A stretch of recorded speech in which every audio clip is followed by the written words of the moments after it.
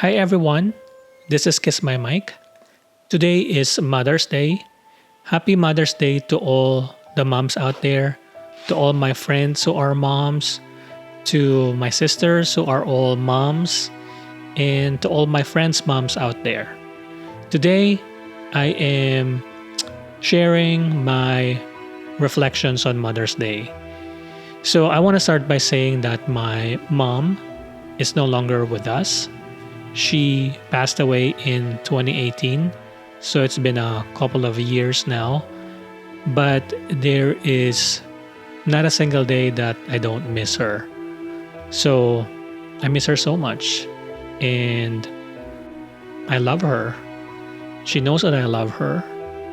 Um, I know that she is looking down on me now and hearing my words about how much I love her and how much I am um, thankful for everything that she's done for me and my sisters. So I guess I want to start from the beginning. Growing up in the Philippines, we did not have a lot. We were not rich. We didn't have a lot of money. But I know that my mom and my dad, who were both teachers, tried their very best to provide everything they could for us. But of course, there were things that, as a kid, you know, I expressed that I wanted. It's those things, right? You know, I remember I know I told my mom, "Hey, mom, I wanted to take up some tennis lessons or swimming lessons," or for some reason it's those things. There's it's not toys that I want.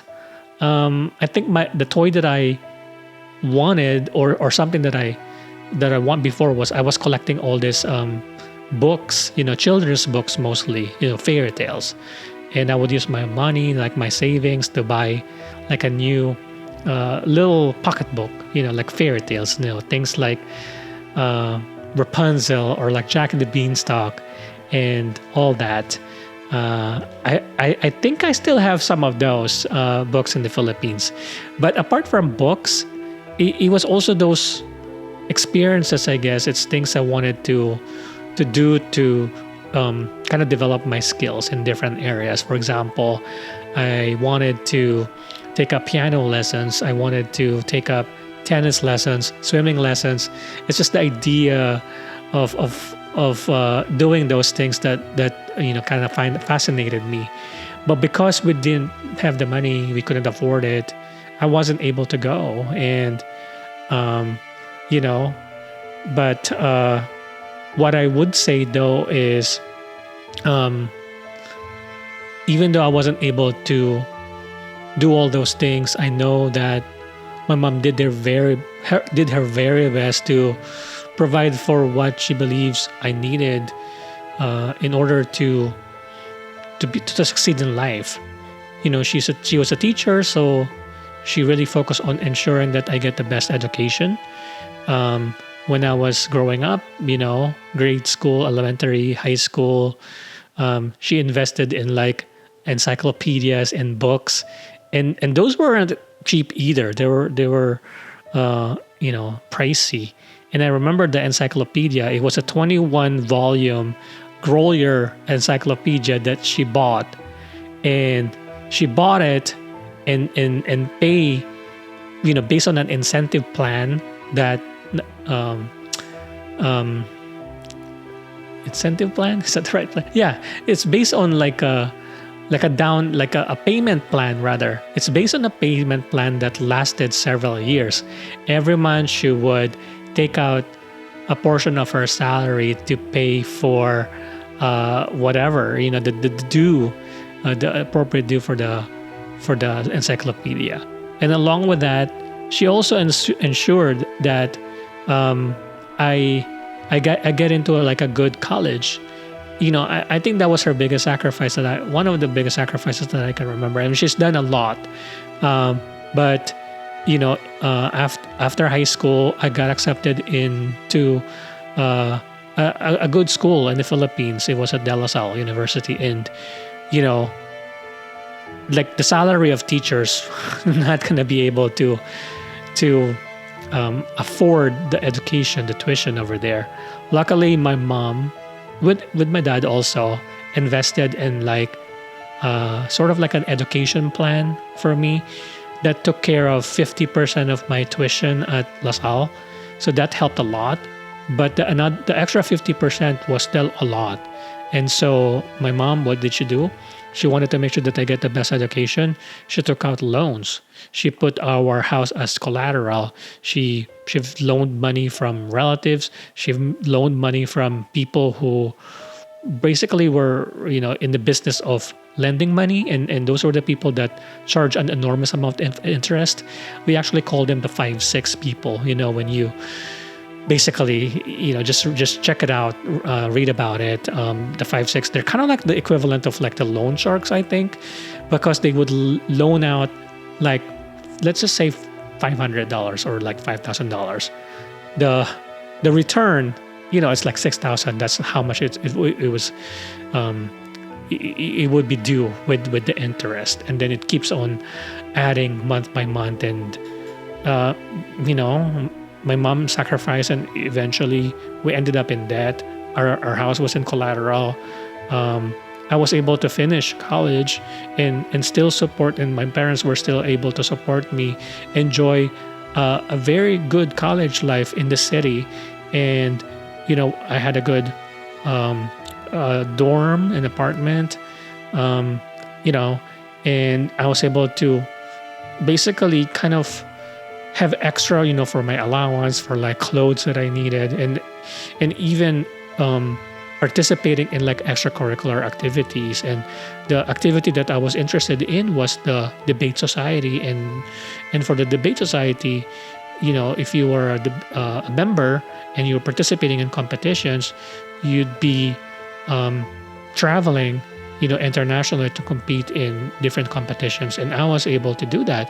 I was able to travel to Thailand, to Europe, like in Greece, really, have that wonderful experience to enrich kind of my my skills, the knowledge, and it really just opened my world, my life to so much more, so many greater things. And eventually that really paved way for me, getting a good job because I had a good story to tell. I had this international experience and so on, and also paved way for me finding a job here in the US. And the rest, I would say, is history. And when I started my life here in the US, I was able to earn some money and help my parents pay off the debt. It took several years. That money that we owed for my education and also for my sister's education, we were in debt for years. It took us so much time to be able to pay it off. But that's all the history and the background behind it.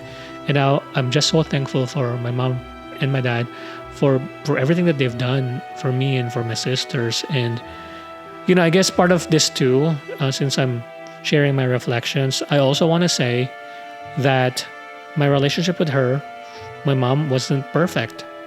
And I think this is probably the part that kind of gets me the most, that makes me emotional just thinking about it, because it wasn't perfect. And it's interesting, I wasn't like a rebellious kid or anything like that. I wasn't in trouble when I was at school. I was sort of like I would say a straight A student or something like that. I had a little bit of a rebellious streak, but not so bad, I think. I did smoke and stuff like that. I did try to keep up with some of my classmates in the city who were more into, like city stuff, but nothing really, against my parents or anything like that. I think my issues with my mom particularly sort of started or it got worse or it got worse when I was already in the US, when I started working, when I started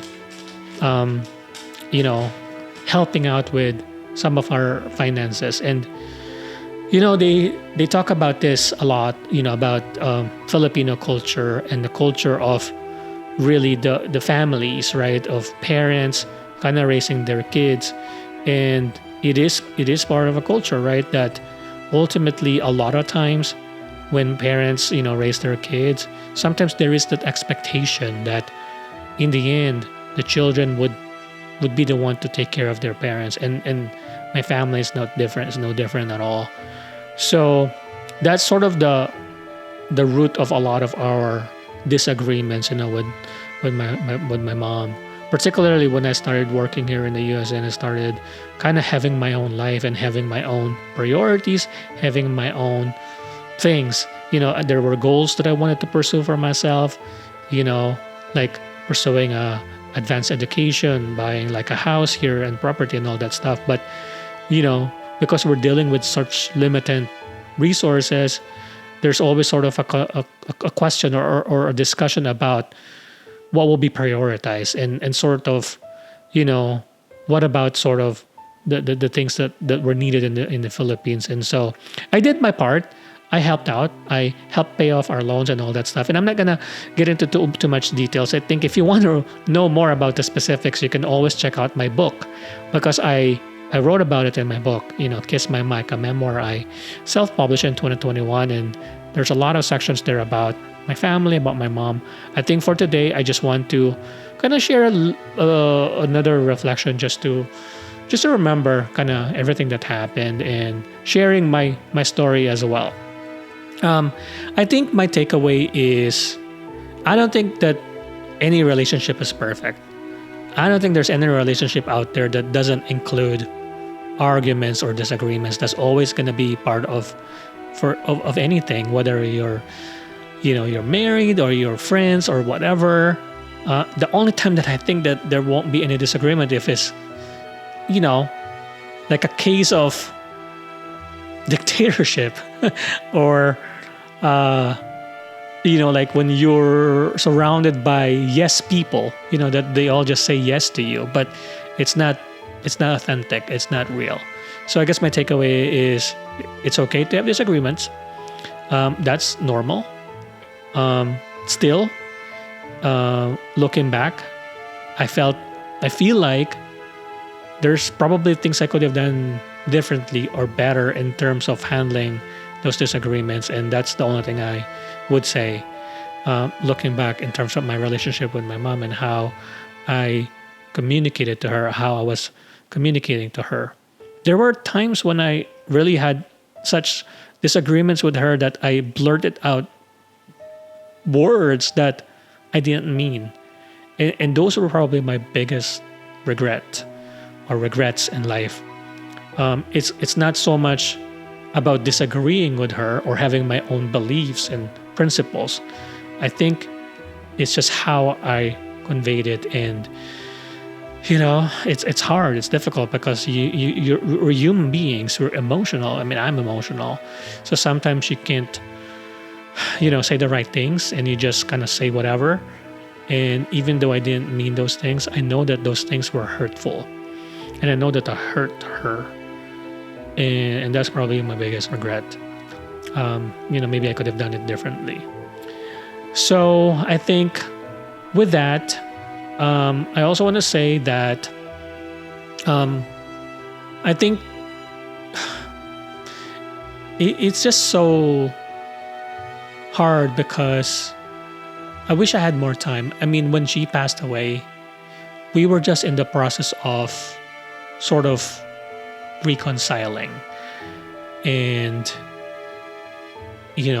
so some of the disagreements and arguments and those words, pretty much the conversations, took place sort of pretty close to when she passed away. And so it was just hard to kind of grapple with it.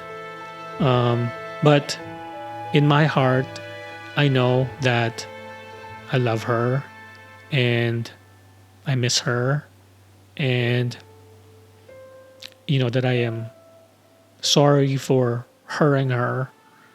And I guess my takeaway is for others out there, is to ensure that you nurture your relationships, whether with your moms, your dads, your mom or dad, your siblings, your family, your husband, your wife, your significant other. Nurture those relationships and always tell them that you love them. And the biggest challenge here is, how are you able to do all of that when you're hurting, for instance, when you're having like a little bit of fight or disagreements? I think that's the ultimate test, is how you're able to nurture and protect your relationship and still grapple with that hurt, that emotion, that scenario. If you're fighting, that's the hardest part, is, how are you able to not say anything that would hurt the others? I guess just be mindful of the words and how you use words to communicate, especially in those moments of high stress and disagreements and all that. So I think overall, for me, there's also learnings, right? There's growth as a person, as a human being, and being able to kind of look at it this way now, with a more open mind, and hopefully that helps you grow. I hope that it's helped me grow. I feel like it has. So, I feel that I have. So that's all I want to talk about today. It's really just a reflection on Mother's Day. And once again, I want to say Happy Mother's Day to all the moms out there. Thank you so much for watching, and I'll see you on the next video. Bye.